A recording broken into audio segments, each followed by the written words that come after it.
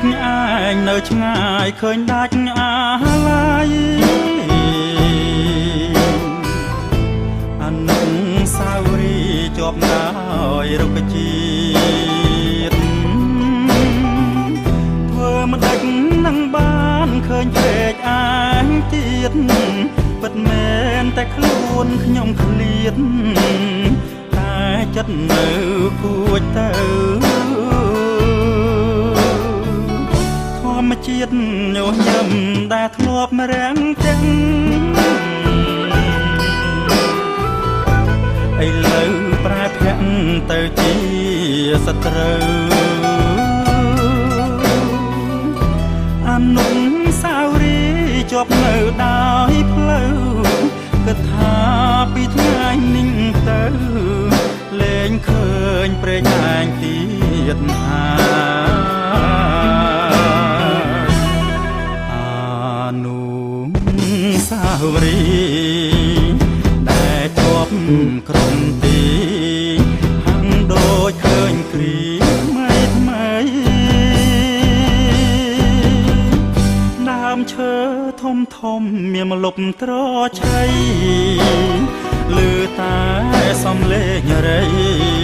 យំថ្លែងក្តីអស់សង្ឃឹមគូព្រេងដែលខ្ញុំគិតថាមិនប្រត់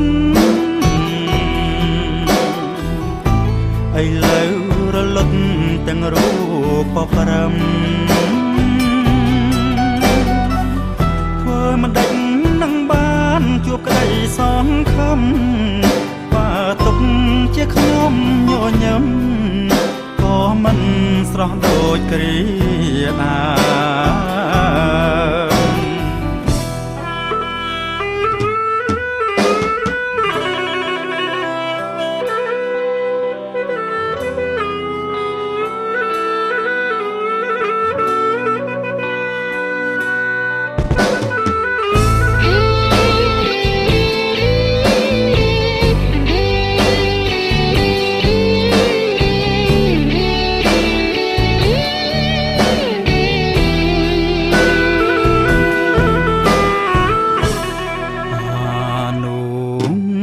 សាវរី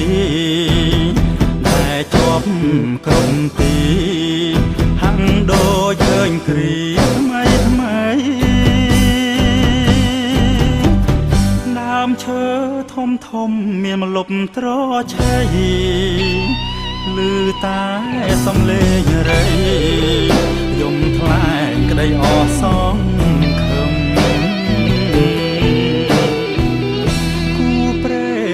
ខ្ញុំគិតថាមិនប្រត់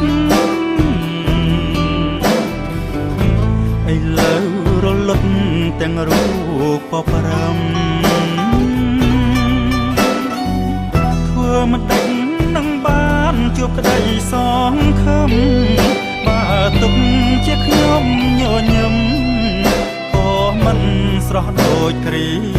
ដើម